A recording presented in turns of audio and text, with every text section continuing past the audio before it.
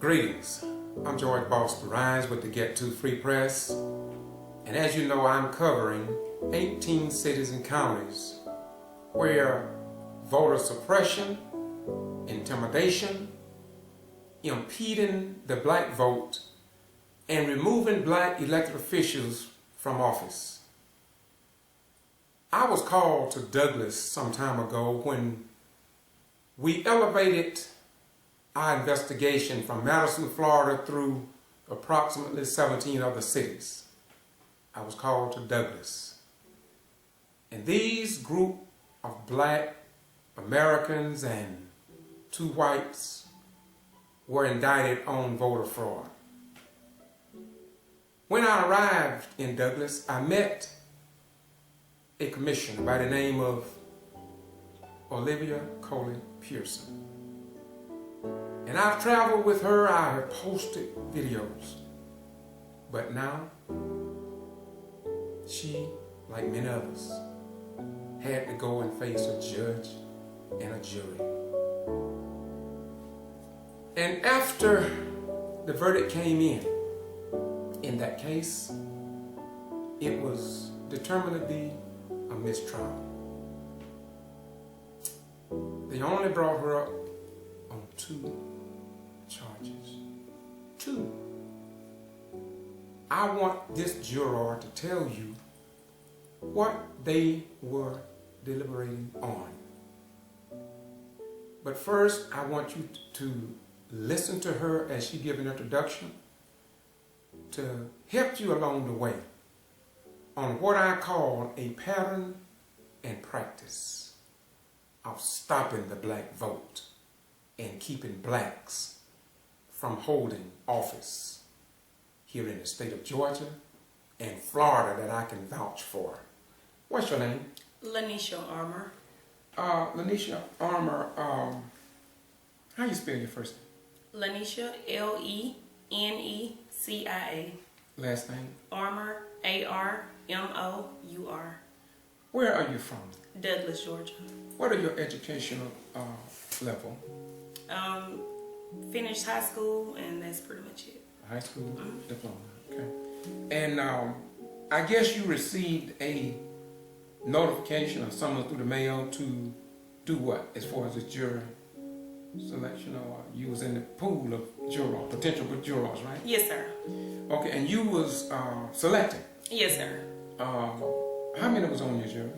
There was 14 and 2 alternates. And 2 alternates, okay. How many blacks? There were 3 blacks total, and only 2 served on the juror's case as deliberator. So one of them was an alternate? Yes, sir. Okay. 1 alternate black and 1 alternate white. Okay. Was there any Asians or other ethnic individuals on that particular case? Yes, sir. There was 1 Hispanic. 1 Hispanic, okay. Have you ever served on a jury before? No, sir. That was my very first time. Before we get into some of the questions, can you tell me a little bit about what you thought a jury would be in comparison to what it actually was after you was selected to be on? I more thought a juror being, I know when you get back there, it's going to be, some where we're going to agree and some we're going to disagree. But when I got back there, it was just pointing of the fingers on your opinion. Like, it made people mad if you didn't side with them and if you stood up for what you felt like was right. And I had no idea it would be like that. It was on the first day after I left in tears because, it was just that bad. When you said just that bad, you mean along the lines of dealing with the race? Yes, sir. Yes, sir. It started when I first got there. No, excuse me. Just go and tell your story. Just go any way you wanted to. Tell us what actually happened when you was in that jury. Okay. Well, to start, when I first got there, I didn't do any research on the case. I went in with a clear mind and heart. So when I got there, of course, when I walked in the room, no one said good morning. That's fine. I'm a big believer in when you enter, you speak. So I sat down and I told everyone good morning. So after me, followed me was a white lady. When she come in, they spoke good morning. Following her was one of the black jurors, the alternate. No one said good morning, and following him was a white guy. Well, everyone said good morning. So, I took that into consideration, but I still try to keep an open mind towards everything. So once we got back there, after hearing the trial, within 2 or 3 minutes of being back there, everyone had come up with a verdict. So when we knocked on the door for the bailiff clearly told us that we hadn't been in there long enough to deliberate to come up with a verdict. So when we first got back there and did the vote of guilty or not guilty, we did a hand vote. And I feel like by doing a hand vote, it caused a whole lot of confusion. Of course, at first I was 11-1 on both charges. I was the only one standing not guilty. And being that, they automatically started pointing the finger. So we went around the room deliberating, person by person. And when it got to me of saying not guilty, they wanted reasons of why. But we went around the room, and some people never stated why they felt guilty or not guilty. The Hispanic guy, to me, was clearly lost about everything that was going on.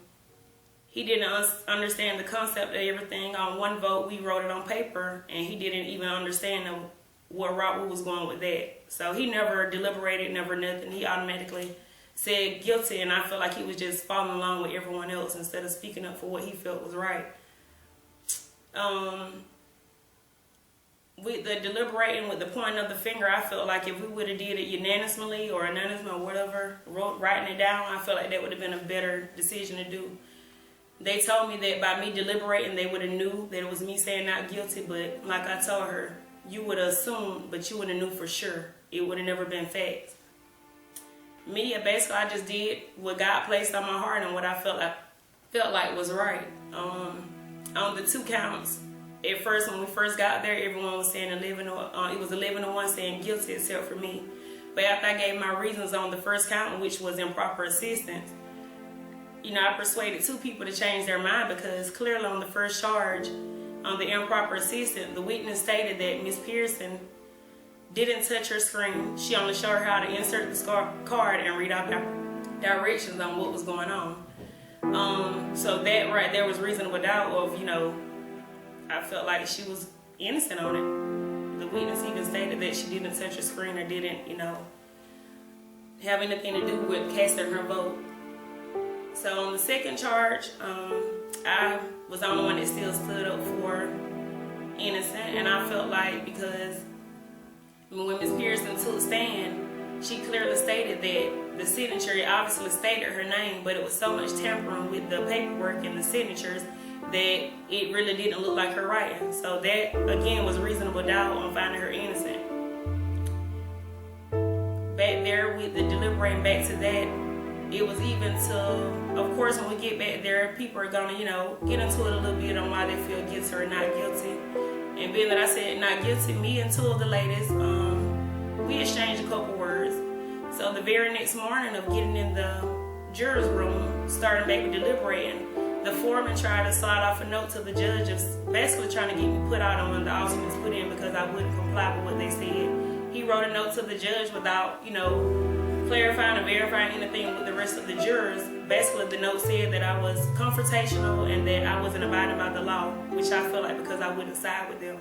He also made remarks about if 11 jurors are saying guilty, then 9 times out of 10, the 11 jurors are right. But from my understanding, I've seen many cases where people are wrongfully convicted and served 20, 30 years of time they can't get back because 12 jurors said guilty. It was a mess. When the judge gave you some type of gave you all some kind of instruction to go back in. Yes, sir. How did you feel about that? Because when we was out in the audience, we had our interpretation of it. But how did you receive that as a juror when he told y'all to go back and do more deliberation? I really felt like we were at a standstill. They were sticking what they felt like and believed in, and I was sticking with what I felt and believed in. So when we got back there, it was really, a moment of silence for a while until we started back deliberating, but it was more pressure coming to me because I felt not guilty. So they wanted more reason out of me. I gave them every reason, which I felt like was right, but I guess it wasn't enough because I wasn't saying guilty. Do you think that some of the people that was on the jury possibly felt that they were being attacked, or if there was confusion, or they feared, maybe their peers or the foreman or something like that? Or you wouldn't know? Not really. If anyone felt like someone was coming for them, I felt like me. Especially what really made me feel like they were coming for me when the note was trying to be passed off. I felt like why only me had to be confrontational when it takes two to argue. So if it's two of us going back and forth, obviously I'm not the only one confrontational. And one of the guys also made a remark. One of the older guys sitting next to me said that, well, if she don't want to comply, then we can get her switched out with one of the alternates to come in. And I told him the judge clearly said that if you weren't ill or if it wasn't a family emergency, which neither applied to me, then I wasn't going anywhere, that I was there to stay. That, he would basically just have to get used to me sitting there. Okay, first of all, I want to say that I really appreciate you stepping forward and shedding light on what many people would never know that goes on in the jury room. You are a young person, and I commend you for stepping forward, because too many black, white, Asians, and Americans in general have suffered, bled, and died for this country on foreign battlefields. And we do have a right to sit in front of a jury of our peers without being coerced or removed or intimidated or attacked behind closed doors of what they call the jury deliberation area. So I want you, if you can, to just tell me, why did you feel it necessary to call me to get this story out? It needs to be heard. Behind those doors, I feel like a lot of masks come off. A lot of people already have their minds made up before you even get back to the room to deliberate. Basically that's what happened. Everyone had in their minds and hearts what they were going to stick with by the time we got back there and before the deliberation. It's just, I feel like, stand up for what you believe in. Whatever God placed on your heart, you follow your heart. No one wants to wrongfully convict someone who hasn't really done anything. I feel like it was just a situation made into a bigger situation.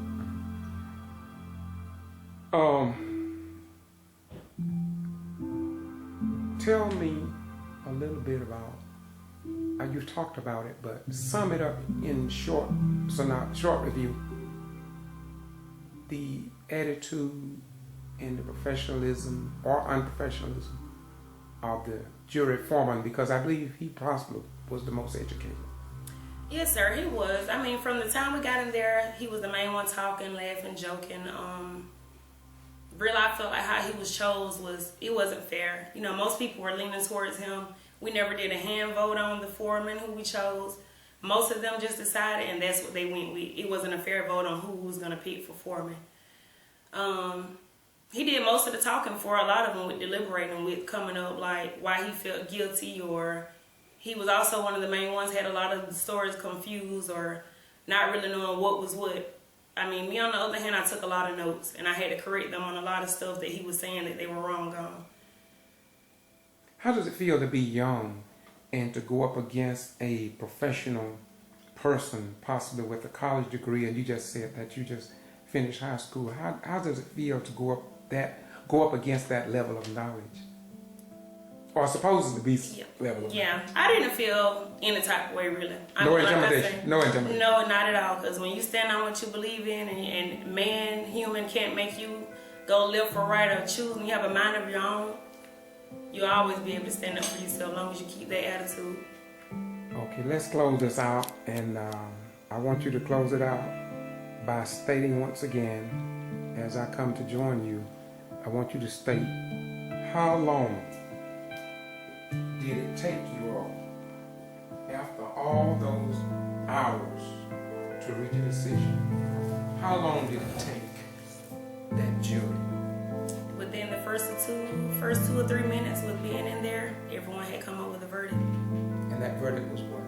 The very first time it was 11-1 on the first charge, 11-1 on the second charge, and by the end of trial on the first charge it was 9-3, and on the second charge it was still 11-1. And so it ended up being a mistrial based upon what? That second count, 11-1. That one person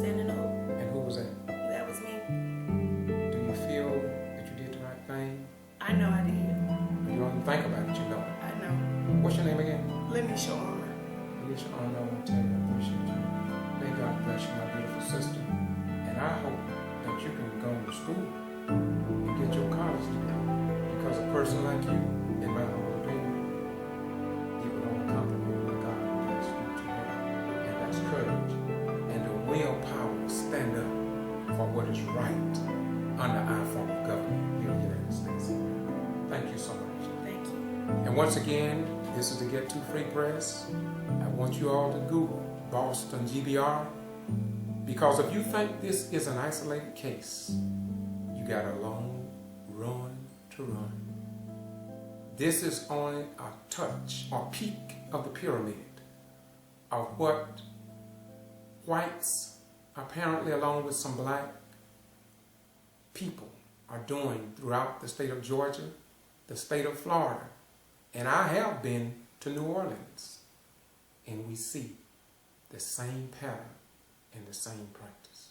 Once again, to Get Too Free Press, we report what others ignore. Peace out, and God bless. Thank you so much, my beautiful